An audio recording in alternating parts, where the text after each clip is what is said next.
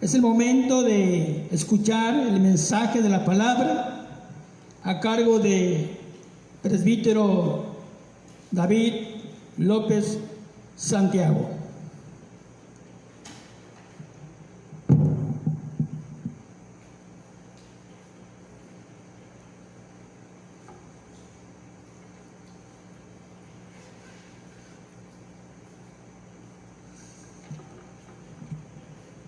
Muy buenas noches, mis amados hermanos. Agradecemos a nuestro Dios estos medios que nos dan, porque de esta manera estamos desde el día de ayer iniciando lo que son las actividades de la Semana Santa. Dice el calendario que nos rige la Semana Santa. Sin embargo, nosotros también podemos llamarle lo que es Pascua de Resurrección. En el comentario de la Biblia Reina Valera 1995, en la edición de estudio dice la última semana de Jesús. También se le conoce como la Semana de Pasión. Y bueno, tiene sus diferentes nombres. Lo importante aquí es que nosotros estemos llevando a cabo estos cultos, estas enseñanzas, predicaciones, para que todos seamos cultivados con la palabra de nuestro Dios.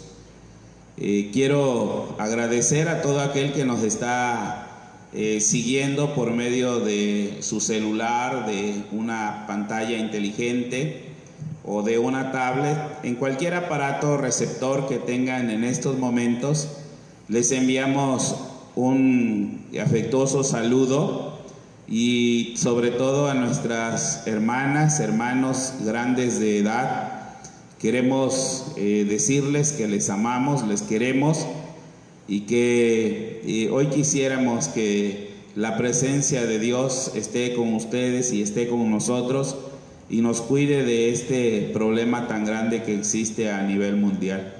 Hasta Puebla, de Los Ángeles, donde nos están mirando, enviamos palabras de bendición y saludamos a nuestra hermana Jovita ya en Puebla. También hasta San Francisco del Mar, Oaxaca, donde nos han pedido que de alguna manera nos acordemos de ellos. Sabemos que en muchas partes, sé que en Jalapa, sé que en Cosamaloapan nos están mirando y en otras algunas partes se están mirando, en diferentes partes nos ven a través de este medio y podemos decir que esto es a nivel mundial, se puede ver en diferentes lugares. En esta hora, como les decíamos ayer, los temas, la secuencia, se los voy a decir. El día de ayer, domingo, celebramos la entrada triunfal a Jerusalén, la entrada triunfal de Jesús a Jerusalén. El día lunes celebramos lo que se le llama lunes de autoridad. El día martes, o sea mañana, se llama martes de controversia. Y el día miércoles se le llama miércoles de retiro. Se le menciona ese nombre porque él salió de Jerusalén y se retiró de Jerusalén. Por eso es que se le conoce con ese nombre, lo que es miércoles de retiro. Y el jueves también vamos a tener predicación a las 8 de la noche. Y en este tiempo nosotros estaremos hablando acerca del jueves de intimidad, donde Jesús tiene una intimidad con sus discípulos. El día viernes se le llama viernes de crucifixión. Los estaremos esperando a las 12 del día también a través de este medio y esperando en Dios que esté con nosotros y podamos estar bien de salud para poder estar con ustedes, y ahí donde están en sus casitas no estén saliendo si no es necesario, y les vamos a llevar estos mensajes. El día sábado se le conoce como el sábado en la tumba, comúnmente se le conoce como sábado de gloria, pero en la Biblia no registra sábado de gloria. Y acuérdense que yo les he dicho que si la Biblia no lo dice, pues no es muy fácil que lo podamos creer. Entonces se llama sábado en la tumba y el domingo es domingo de resurrección.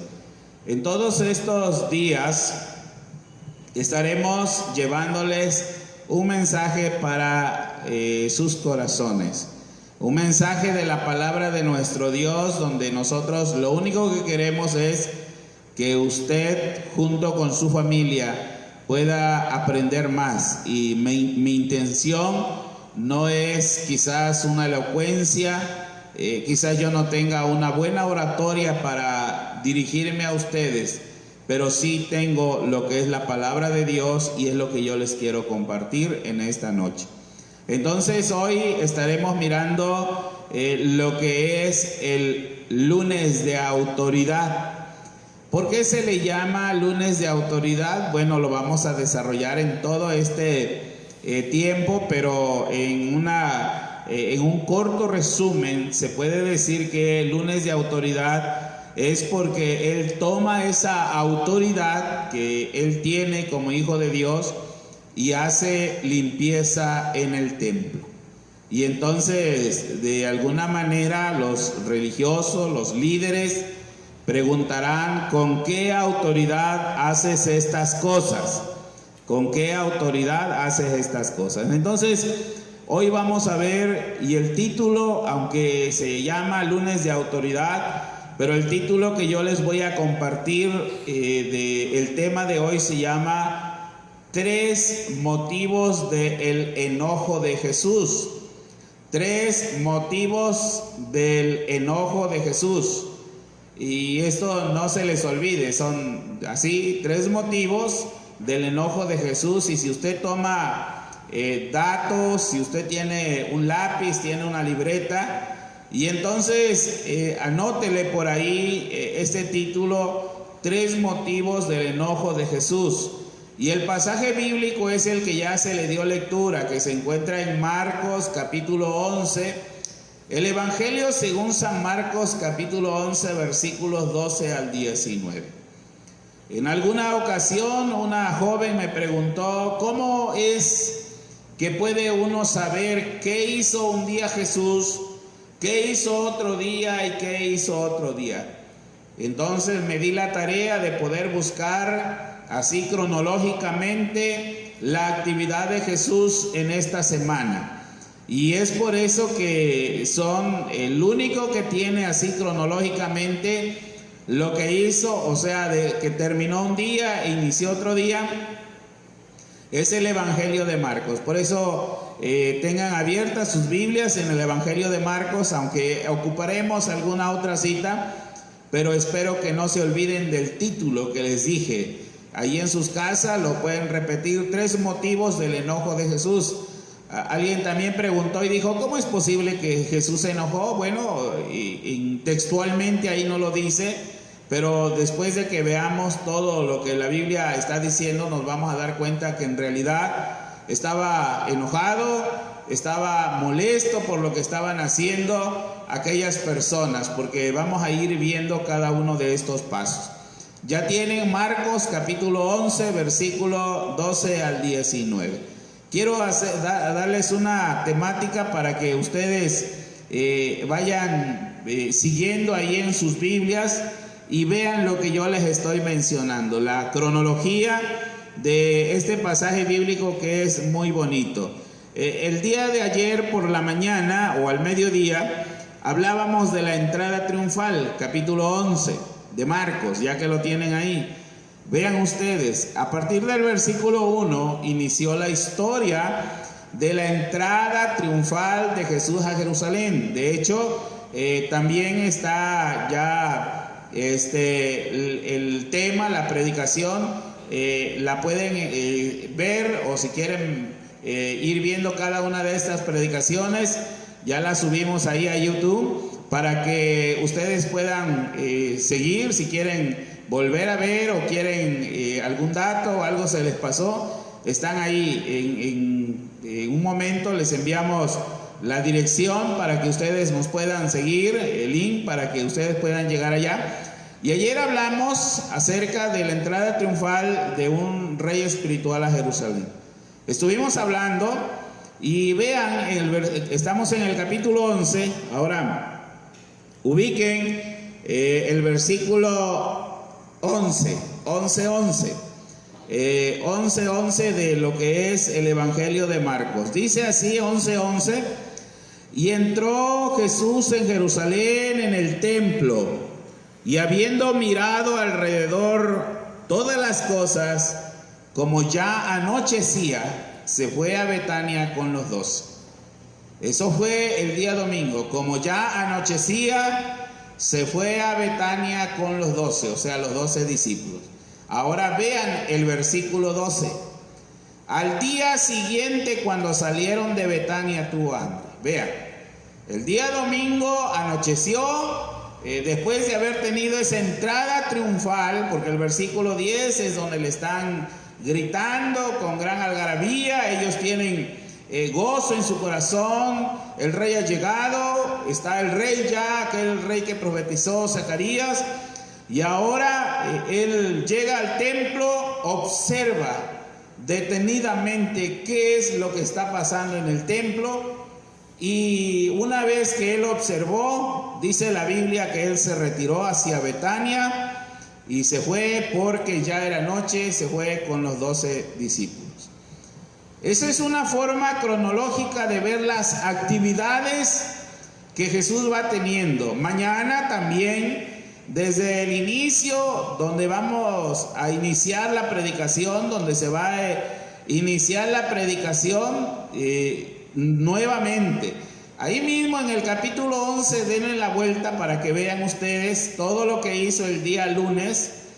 Y el versículo 12 dice: pero al llegar la noche, Jesús salió de la ciudad. El versículo 19. El versículo 20 ya es, dice: y pasando por la mañana. O sea, así va cronológicamente diciendo los Marcos. Muy detalladamente el Evangelio de Marcos nos está diciendo lo que ha acontecido durante una semana, en la cual es una semana de mucha importancia. ¿Por qué nosotros le llamamos, aquí en la iglesia Betel de Tierra Blanca, le llamamos Pascua de Resurrección? La mayor parte de los hermanos de la iglesia no lo ubican como Semana Santa, sino como Pascua de Resurrección, porque estamos llevando a cabo lo que es el inicio de la fiesta de la Pascua para terminar con la resurrección de Jesús. Por eso le conocemos nosotros como Pascua de Resurrección. Acuérdense que por la noche de ayer hablábamos acerca de lo que es la Pascua, y ahí estuvimos mirando que tenían que tomar el cordero y lo tenían que guardar 4 días para que fuera sin defecto. Si la Pascua o el sacrificio era el día 14 del mes de Nisan o Nisan, por la tarde al anochecer, o sea al atardecer, después de la puesta del sol, el día 14 era entonces el jueves, pero el día 10 tenían que tomarlo. Entonces ustedes hagan sus cuentas y resulta que viene saliendo que el día lunes es lunes, martes, miércoles y jueves. Ellos ponían en observación. Pero si tenemos alguna otra cuenta, entonces sería desde el domingo. Así es que nosotros vamos a meditar. ¿Se acuerdan el título o no se acuerdan? Recuerden que yo por aquí, como decía, aquel hombre que los lograba ver con la telepatía, ¿verdad? Yo no puedo, pero sí me imagino que ustedes están ahí y no se les olvida el título: 3 motivos del enojo de Jesús. Oremos a Dios. Señor, es tu palabra espiritual. Sin la intervención de tu Santo y Divino Espíritu, No podemos penetrar dentro de esa palabra tuya. No podemos llegar hasta esa palabra. Así es que pedimos que la intervención de tu Espíritu Santo con nosotros, con mis hermanos allá en diferentes lugares donde están, con los que nos están siguiendo. A lo mejor hay alguna persona que no conozco yo, pero el mensaje es para todo aquel que anhela y desea escuchar una palabra en esta hora.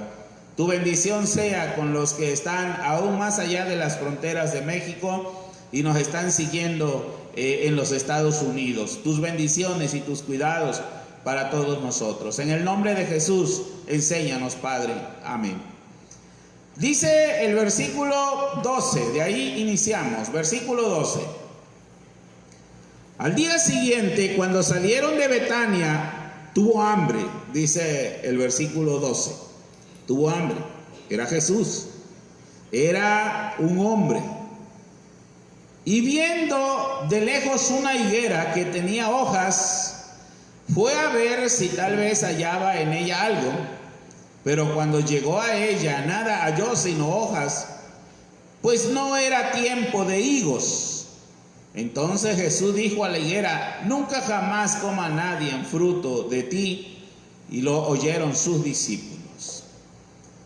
Cuando salió de Betania, tuvo hambre, era por la mañana, él venía camino nuevamente a Jerusalén, él regresaba de Betania hacia Jerusalén y pasó algo. Como toda persona física tiene su cuerpo y entonces tiene hambre Jesús. A lo lejos él vio una higuera. Se menciona que en las regiones de Palestina las higueras llegaban a crecer entre 8 y 10 metros. Nosotros tenemos la oportunidad, tenemos la bendición de vivir en una área, pues podemos decir urbana, rural, y podemos ver esos grandes árboles. Las higueras son muy grandes, árboles bastante frondosos, y dice que Jesús se dirigió a esa higuera para cortar algunos higos y poder comer. Es probable que ya venía gente con él, venían siguiéndolo, sí venían sus discípulos con él, pero acuérdense que donde quiera que él andaba, la gente lo seguía, y mucho más cuando un día anterior lo estaban proclamando como rey. Entonces él viene hasta donde está la higuera y dice que viéndola de lejos, una higuera que tenía hojas, fue a ver si tal vez hallaba algo en ella. El Evangelio de Marcos nos marca una parte bien importante. Dice que no halló sino hojas, pero la parte importante de este pasaje bíblico, o aquí que nos está diciendo, no era tiempo de higos. No era tiempo de higos. Entonces Jesús dijo a la higuera: nunca jamás coma nadie en fruto de ti. Y lo oyeron los discípulos. Cuando nosotros vemos este pasaje ahí en sus Biblias, los que tienen la versión 1960, y está titulada, este párrafo al inicio del versículo 12, encima dice: maldición de la higuera estéril, así dice. Y nosotros vamos a ver un poquito más detallado esto. ¿Por qué dice que es una higuera estéril? El título ahí, cuando la Biblia no dice que es una higuera estéril. Eso es lo que nosotros debemos de ir aprendiendo, porque yo he escuchado algunas predicaciones donde dicen que la higuera es estéril, pero la Biblia no habla de una higuera estéril. La Biblia dice claramente que era un árbol que no era temporada de frutos. Nosotros vivimos en un área tropical donde se da mucho el mango Manila. Y en años anteriores eran grandes huertas de mango Manila. Y la temporada de mango Manila, por cierto, se está acercando. Y era por lo regular en el mes de mayo. E incluso nuestros familiares que viven en diferentes estados de la República Mexicana, ellos saben que a partir del mes de mayo, ellos pueden venir a buscar mangos a esta área, a esta zona donde nos encontramos, porque hay mangos. Pero ningún familiar o alguna amistad viene en el mes de noviembre y nos dice, vine porque quería cortar unos mangos, porque no es la temporada de mangos. El mango Manila empieza aquí en esta zona, la producción en el mes de mayo, y todo ese mes puedes encontrar mango, pero a partir del mes de junio ya va a ser difícil que puedas encontrar mango Manila. Si tú llegas a venir en el mes de septiembre o octubre, va a ser difícil que encuentres, y entonces digas, ¿por qué no tienes solamente hojas? Porque está renovando sus ramas ese árbol, está preparándose para el siguiente año pueda dar nuevos frutos. Y esto es lo que pasa con la higuera. Hay una renovación, o está en el proceso de una renovación solamente. No es el tiempo de los higos. Eso dice el versículo 13. Yo no estoy diciéndolo, dice pues no era tiempo de higos. No está hablando de una higuera estéril que no daba nada, porque esa es la diferencia. Si habláramos de un árbol estéril, entonces no produce absolutamente nada. Pero este árbol dice que no era tiempo. Ahora, ¿qué hace Jesús? Lo primero que hace Jesús, acuérdense que son 3 motivos del enojo de Jesús. Estaba muy frondosa. Y esta higuera prometía frutos. Entonces, en el primer punto, apúntenle ustedes ahí, si están tomando datos, es que la higuera prometía frutos, pero no producía nada. La higuera prometía frutos, pero no producía nada. ¿Y esto qué cosa es? ¿Por qué prometía? Si les estoy diciendo. Porque se veía frondosa. Se veía un árbol que tenía características de que hubiera fruto. Sin embargo, no lo había. Y empezamos a ver, porque como son 3 puntos, nos vayamos a ir o nos vayamos a alargar mucho. En primer lugar, Jesús manifestó su enojo porque no encontró fruto.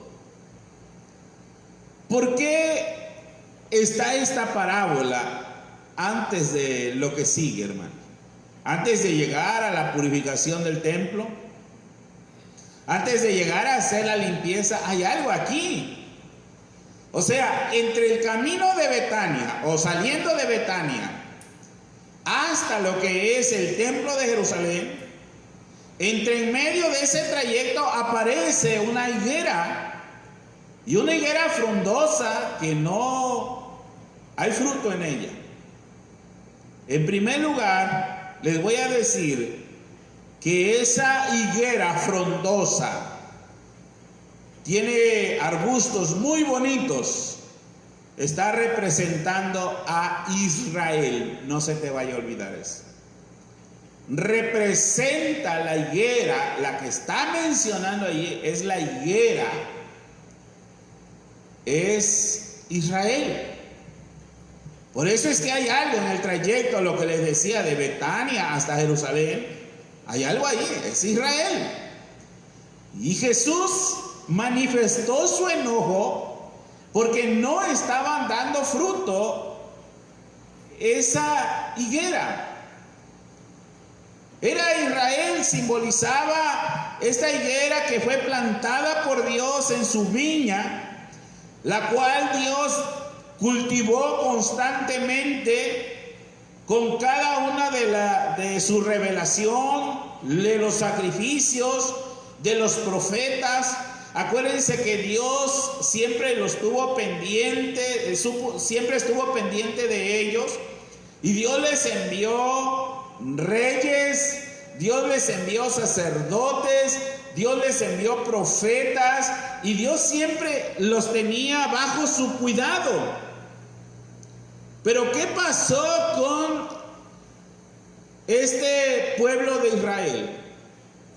En muchas partes de la Biblia vamos a ver cómo menospreciaron a los profetas.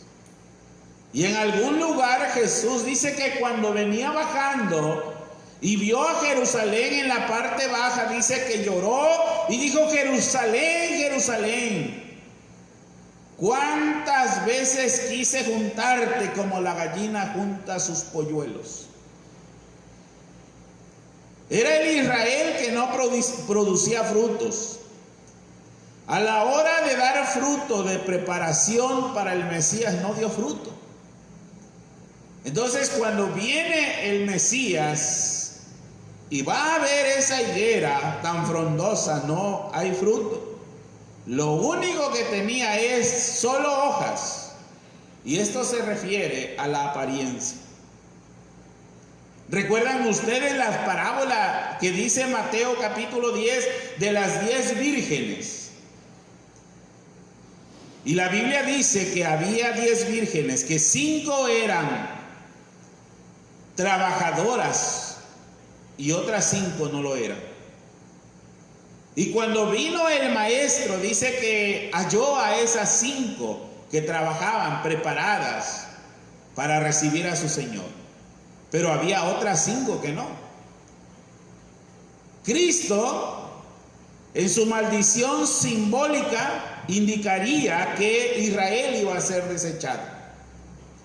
Anoche en la Pascua hablábamos acerca del nuevo pacto. Y ahora Jesús se encuentra con la higuera. De alguna manera Jesús le enseñaba a sus discípulos a través de parábolas, que nosotros le conocemos hoy como ilustraciones, y que una ilustración es muy buena para poder enseñar a las personas. Jesús de esta manera manifestó su molestia, su enojo por las vidas religiosas, pero sin fruto. Puede ser, hermanos, que aquella higuera, que era el Israel, aquel pueblo de Dios, su pueblo consentido, su pueblo santo, se ha trasladado a este tiempo que dice el apóstol Pablo que este es el Israel espiritual, el de hoy. Y ese Israel espiritual muchas de las veces puede ser que muestra solamente religiosidad, pero que no ponemos en acción nuestras vidas. Hoy pudiéramos hacer un autoanálisis, como dice Corintios capítulo 11, hablando de la Santa Cena. Examínense, pruébense cada uno a sí mismo. Hoy está prohibido hacer reuniones dentro de las iglesias, o dentro de los templos, perdón. Y hay muchas personas que hoy se quejan de que no esté abierto el templo y que quisieran venir y estar, y cuántos anhelarían y estarán diciendo: en esta Semana Santa quisiéramos que el templo estuviera abierto para ir a los cultos. Pero hay una cosa, no se vayan a sentir ofendidos, pero hay una cosa bastante interesante. Es que si hoy tuviéramos el templo abierto, a lo mejor no viniéramos. Y ese es el gran enojo de Jesús. Esa es la molestia, que a veces hay iglesias frondosas con muchas hojas, pero que no hay fruto. Ese fruto que quiere Jesús ver que produzcamos. La higuera se secó y murió. La higuera se secó y murió. Es triste esto, pero es real. Eso se ve si nosotros leemos el Evangelio de Marcos. De hecho, te invito para que tú leas el Evangelio de Marcos. Son poquitos capítulos, nada más 16. Y puedes encontrar la historia aquí de Jesús. Primer enojo de Jesús. La higuera no está produciendo frutos. La higuera, el pueblo de Israel. La higuera, el día de hoy, el Israel espiritual. Puede ser que no esté produciendo frutos. Número 2. El templo era el lugar de adoración, pero la verdadera adoración había desaparecido. Ese es el número 2. Lo vuelvo a repetir. El templo era un lugar de adoración, pero la verdadera adoración había desaparecido. ¿Otra vuelta? El templo era un lugar de adoración, pero la verdadera adoración había desaparecido. Esto está en Marcos capítulo 15, capítulo 11, versículos 15 al 19 y el 17. Vinieron pues a Jerusalén, y entrando Jesús en el templo, comenzó a echar fuera a los que vendían y compraban en el templo, y volcó las mesas de los cambistas y las sillas de los que vendían palomas, y no consentía que nadie atravesase en el templo llevando utensilio, y les enseñaba diciendo: ¿no está escrito: mi casa será llamada casa de oración para todas las naciones, mas vosotros la habéis hecho cueva de ladrones? Fuerte palabra. Por eso el lunes de autoridad. Tiene una autoridad Jesús, que va a llegar al templo. ¿Se acuerdan ustedes para qué fue destinado el templo? Y hoy es lo triste, lo que a veces cuando estoy meditando y estoy platicando con el Señor, y yo les digo que le digo a Dios cómo es su justicia de Él. Porque el propósito para el cual fue construido el templo, si nos trasladamos a la dedicación del templo de Jerusalén, en los tiempos del rey Salomón, en el segundo libro de Crónicas, para que después lo lea usted, capítulo 6, segundo libro de Crónicas, capítulo 6, y el capítulo 7, si usted quiere.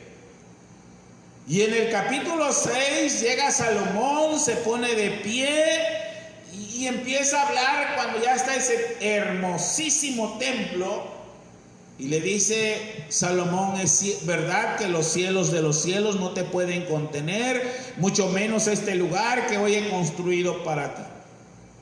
No te puede. Eres inmenso, eres grande, no hay un templo que pueda detener tu presencia, porque tú eres omnipresente. Pero sí, te voy a decir una cosa, Dios. Si el pueblo saliera a la guerra y el pueblo empieza a perder, que el pueblo venga a este templo y que ore a ti, y tú nos ayudarás. Dios no le dijo nada. Continuó Salomón diciendo: si los cielos no dieran lluvia, entonces vamos a venir a este templo y te vamos a pedir, y tú dejarás descender la lluvia. Y Dios no le dijo nada. Si hubiera enfermedad en el pueblo de Israel y viniéramos a este templo, íbamos a orar aquí y tú quitarás esta enfermedad. Y Dios no le dijo nada. Y Salomón continuó diciendo varias cosas, diciéndole, y Dios no le dijo nada. Pero Dios estaba ahí. Cuando terminó de hacer la oración, dice que la presencia de Dios, a través de un gran humo o una neblina, descendió para santificar ese lugar santo. Inmediatamente Salomón fue a su casa. Vean ustedes, de repente se le aparece Dios Y Dios le dice: yo he oído tu oración. Eso está en el capítulo 7 del segundo libro de Crónicas. He escuchado tus peticiones, pero te voy a poner una condición. Y esto es lo triste del día de hoy, hermanos. Y le dijo Dios: si mi pueblo se humillare, sobre el cual mi nombre es invocado, o sea, el templo, y orare, y buscaren mis rostros, y se arrepintieren de todos sus pecados, yo oiré desde los cielos y sanaré su tierra. La condición es que si el templo está dispuesto para que el pueblo venga cuando tenga cualquier problema, pero ese pueblo se tiene que humillar. El templo era un lugar de adoración, pero la verdadera adoración había desaparecido. Jesús nos muestra que su enojo, su ira, era especialmente con aquellas personas que habían tomado ese lugar como un mercado. Isaías lo estaba diciendo que era como una cueva de ladrones. Y les voy a decir por qué, hermanos. ¿Saben ustedes? Jerusalén tiene muchas puertas. El templo de Jerusalén tenía varios templos y varios lugares. Aprendamos. El atrio de los gentiles, para que ubiquemos dónde estaba Jesús.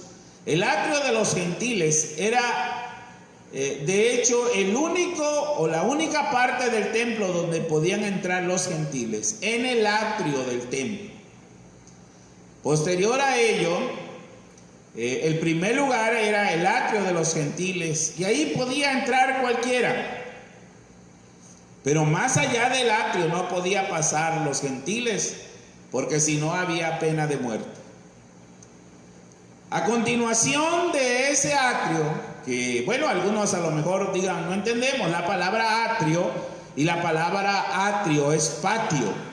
E incluso el salmista en uno de los salmos habla acerca de los atrios de Jehová. Pero después del atrio de los gentiles o el patio de los gentiles estaba el atrio de las mujeres. El atrio de las mujeres. Y posteriormente estaba el atrio de los israelitas. Y cada uno de ellos entraba por diferentes puertas. Por ejemplo, el atrio de las mujeres entraba por la puerta hermosa del templo. Bueno, así se llama, la hermosa, la puerta del templo. Después estaba el atrio de los israelitas, y ahí entraban por una puerta que se llama Nicanor. Pero era una puerta enorme, hermanos. Yo quisiera tener esa imaginación y se las dejo de tarea. Era una puerta de bronce. Yo no sé si conozcas el metal de bronce, pero era una puerta de bronce.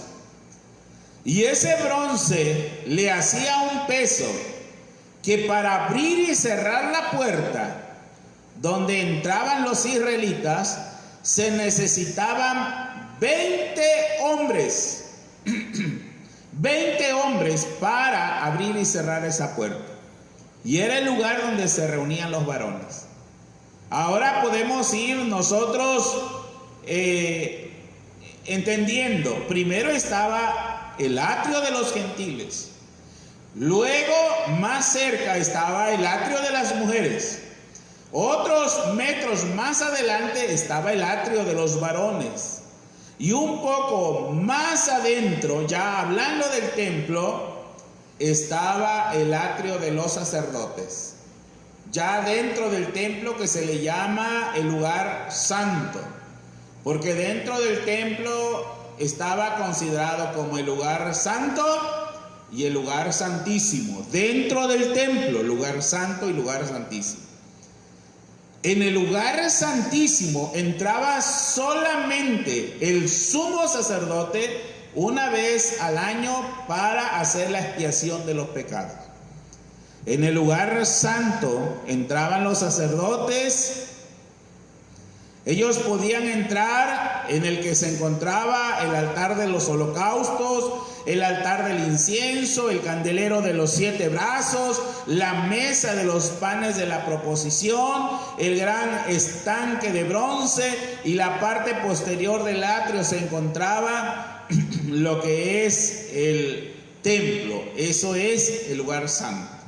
Ahora, cuando Jesús llegó, si otra vuelta les vuelvo a decir, patio de los gentiles, patio de las mujeres, patio de los hombres, y dentro del templo, en el lugar santo, los sacerdotes. Es en el atrio de los gentiles donde se lleva a cabo este suceso. Las clases de transiciones, el cambio del dinero.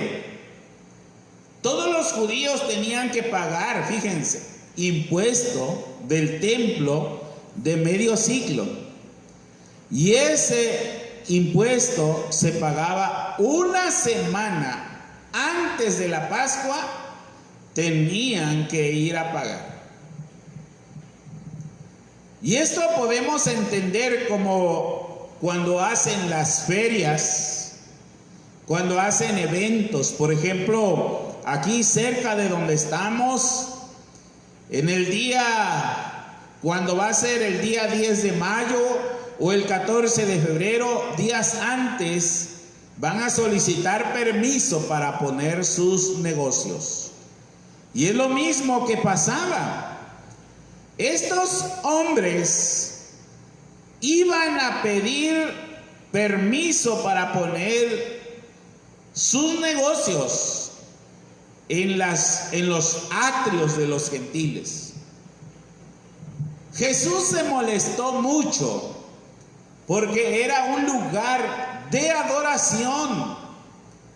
No era un lugar donde tenían ellos que estacionarse para hacer sus ventas. Pero el mayor enojo de Jesús es que le estorbaban a la gente que en realidad iba a adorar a Dios. Porque dentro de toda esa multitud que había en los atrios de los gentiles, había gente que en realidad iba a adorar a Dios, pero se le impedía porque había muchos puestos. Ahora, la Biblia dice que había cambistas, y es ahí donde observa Jesús. Es ahí donde dice que en la entrada triunfal llegó, miró el templo, y como ya anochecía, él se fue. Porque los cambistas, que dice así, eran peregrinos que tenían que pagar no solamente medio siglo, que sería el equivalente a unas 15 pesetas, sino 4 pesetas de comisión. Ahora se los digo de esta manera. Nunca he ido a Estados Unidos. Vaya, por el momento ni quisiera yo ir, ¿verdad? Pero cuando yo vaya a Estados Unidos, si yo llevo el dinero en peso mexicano, allá lo tengo que cambiar para usar lo que es la moneda que circula en ese país. Y era lo mismo que pasaba con estas personas. Pero el enojo de Jesús es que en cada cambio de moneda ellos exageraban en el cobro al cambio.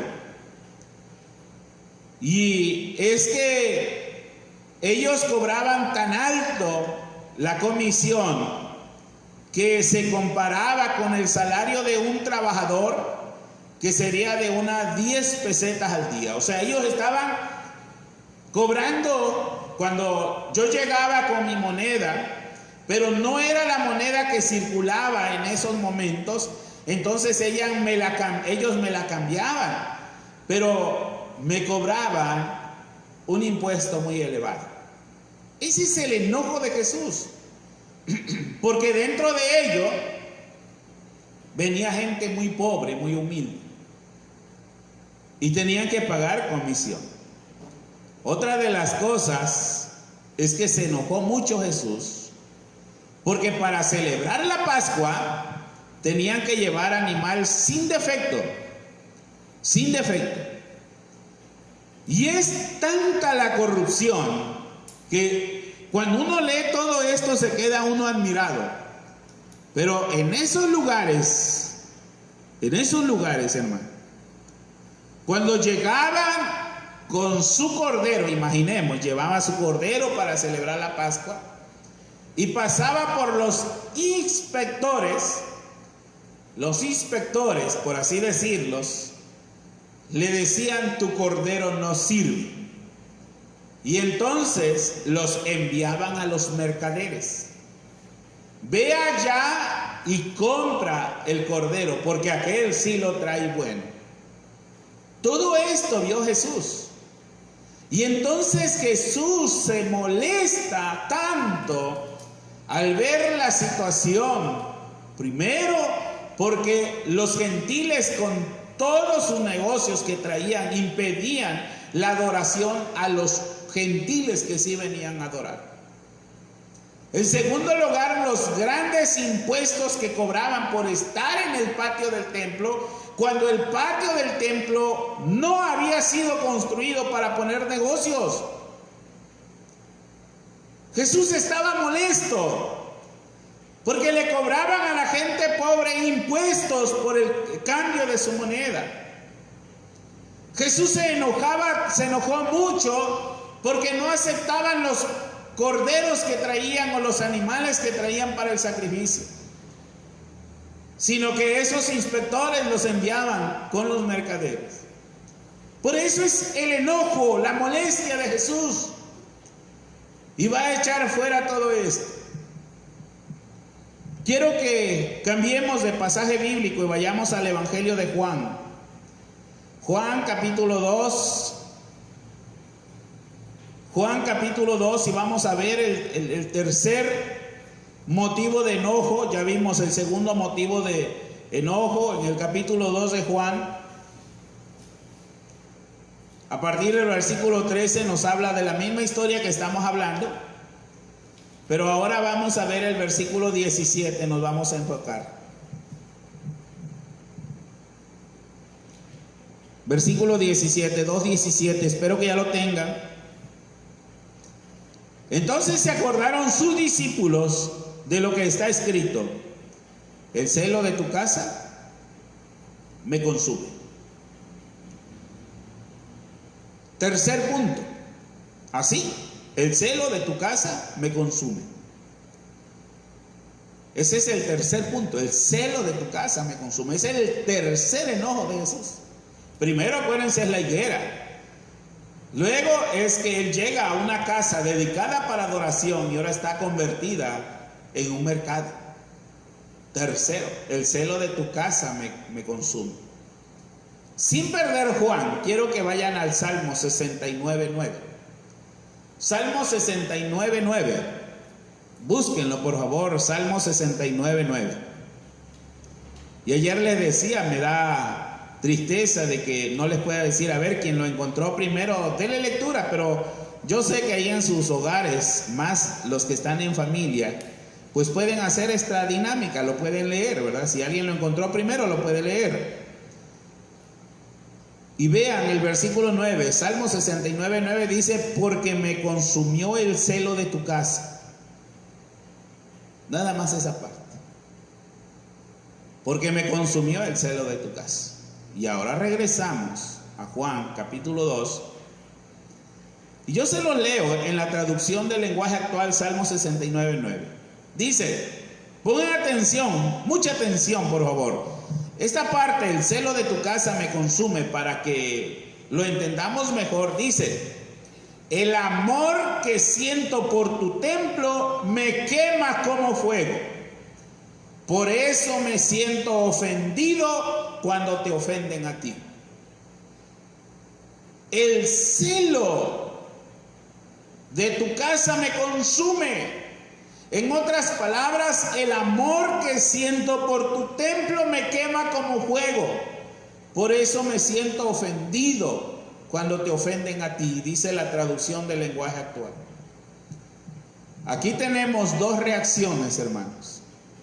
La primera es que dice que los discípulos se acordaron de las palabras del salmista. La cosa es que el salmo se suponía que se refería al Mesías que vendría, se consumiría de celo por la casa de Dios. Cuando llegó a sus oídos lo que Jesús dijo, según Juan capítulo 2, versículo 17, el celo de tu casa me consume, dice que los discípulos inmediatamente se acordaron de lo que está escrito. El celo de tu casa me consume. Somos muy dados a olvidar nosotros. Ha pasado algunas tragedias grandes en el mundo, pero a nosotros se nos olvida. Y si nosotros nos ponemos a recordar, algo pasó en aquellos tiempos. Nos enseñaron. Algunos quisieran interpretar el libro de Apocalipsis ya en estos momentos. Y algunos forzan las escrituras y dicen es que esto está aconteciendo porque ya es el fin del mundo. Pero Jesús dijo, esto apenas es principio de dolores. Sin embargo, lo que nos va llevando es que al ver estas cosas que están aconteciendo, a mí me hace recordar que Jesús dijo en Mateo 24 que habría pestes. Eso lo dijo. Habría pestes. Y la situación en la que estamos viviendo hoy actualmente se considera como una peste. Cuando ellos vieron esto, se acordaron, dice la Biblia. ¿Por qué motivo? Porque la acción de Jesús indicaba que Él se presentaba como el Mesías. La idea popular del Mesías era que vendría haciendo milagros. Así es que los judíos dijeron a Jesús, con esta acción te estás proclamando públicamente como el Mesías. Jesús se sintió molesto. ¿Cuál era su molestia de Jesús? Porque si ustedes se dan cuenta, el celo de tu casa me consume. En el versículo 18, porque ya estamos en Juan capítulo 2, dice, respondiendo a Jesús le dijo, destruid este templo y en 3 días lo levantaré. Dijeron, el versículo 18, perdón, y los judíos respondieron y dijeron, ¿qué señal nos muestra ya que haces esto? Jesús le respondió y le dijo, destruid este templo, en 3 días lo levantaré. Dijeron los judíos, en 46 años fue edificado ese templo y tú en 3 días lo levantarás. Mas él hablaba de su cuerpo. Ahora, ¿qué es lo que debemos de aprender o qué es lo que estaban aprendiendo los judíos? Es que en realidad era Jesús. La historia de la Biblia nos dice que Jesús hizo un látigo y echó fuera a los cambistas. ¿Qué es lo que pasó con Jesús? ¿Qué enseñó con todo esto? Porque podemos acusar a Jesús como un malo, un revolucionario, alguien que quería levantar revolución en esos momentos y que todos los demás, sus seguidores, se vinieran y que hicieran lo mismo que él estaba haciendo para que él se declarara como el gran revolucionario de la actualidad. No lo es así. Jesús estaba destruyendo solamente el mal. Muchas de las veces podemos entender que su molestia de Jesús, cuando él dice, el amor que siento por este templo me quema como fuego, Jesús le estaría diciendo, no han entendido todo lo que se les ha enseñado, no han comprendido las escrituras, no pueden entender que este lugar se hizo para oración. Este es un templo donde van a venir las personas a tener comunión con Dios. Y ustedes han hecho otra cosa. La han convertido en una cueva de ladrones. Jesús, en esos momentos, hermanos, estaba haciendo limpieza del templo con un látigo. Usó la violencia para destruir a todos los que estaban obrando mal. Cuando vemos dentro de nuestras autoridades, ellos permiten que los policías anden armados. ¿Por qué motivo? Porque ellos tienen que destruir lo malo que hay. Dios le dio una autoridad a Jesús para que Él pudiera a venir a enseñarnos cómo se puede hacer esto. Lunes de autoridad. Jesús tiene una autoridad para destruir el mal. Hoy te voy a decir algo bien importante. Vean el versículo 21 de Juan 2. Juan 2, 21. ¿Qué le suena a este pasaje bíblico? Juan 2, 21. Mas él hablaba del templo de su cuerpo. Esto me va a trasladar a 1 de Corintios, donde el apóstol Pablo dice que nuestro cuerpo es el templo del Espíritu Santo. Y si nosotros agarramos ese templo, ahora lo aplicamos a nuestra vida, porque ya no existe el templo de Jerusalén, ya se terminó ese templo. Ahora ese templo se ha convertido en nuestro cuerpo donde habita el Espíritu de Dios. Si ocupamos ese templo para cosas malas, vamos a ser destruidos.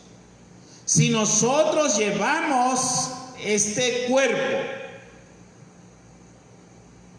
a cosas que no le agradan a Dios, seremos destruidos. Pero si cuidamos el templo, podemos nosotros vivir como Dios quiere que vivamos y podemos tener nosotros la bendición de que el Espíritu Santo viva dentro de ese templo. Termino diciéndote en esta hora, si tú tienes la gran necesidad de que Jesús venga y haga limpieza en todo el interior del templo tuyo, es el momento que lo podemos hacer. Les voy a invitar a que tengamos una oración y de esta manera vamos a terminar este tiempo de actividad. Oremos a Dios. Señor y Padre, recordar tu palabra es tan hermoso.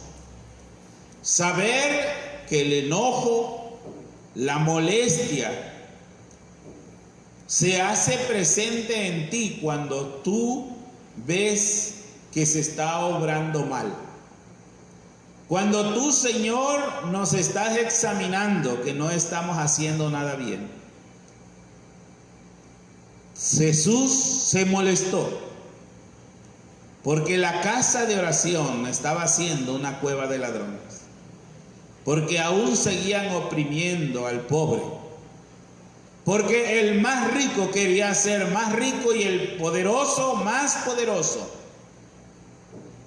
Y se molestó Jesús. Él quería enseñar por muchos años. Se había hablado de todo lo que iba a acontecer. Por eso es que aquellos caminantes de Emaús le dijo que eran tardos para entender las Escrituras. Muchas veces nosotros lo llegamos a hacer así. Pero hoy te pedimos, hoy rogamos en el nombre de Jesús, que tú vengas a hacer limpieza en el interior de nuestro templo, porque nuestro cuerpo se ha convertido en el templo del Espíritu Santo.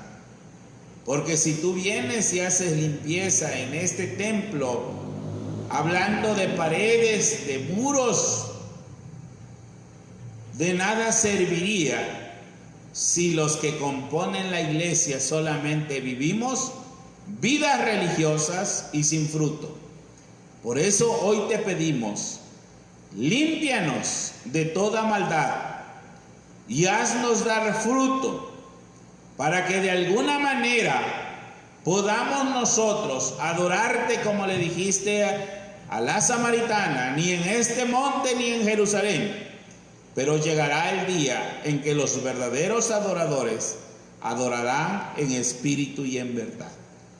Gracias porque nos has enseñado esta noche que tú eres el que tienes la autoridad en el templo nuestro, el templo del Espíritu Santo.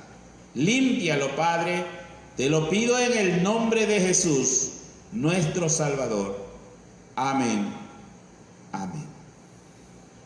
El Señor nos bendiga.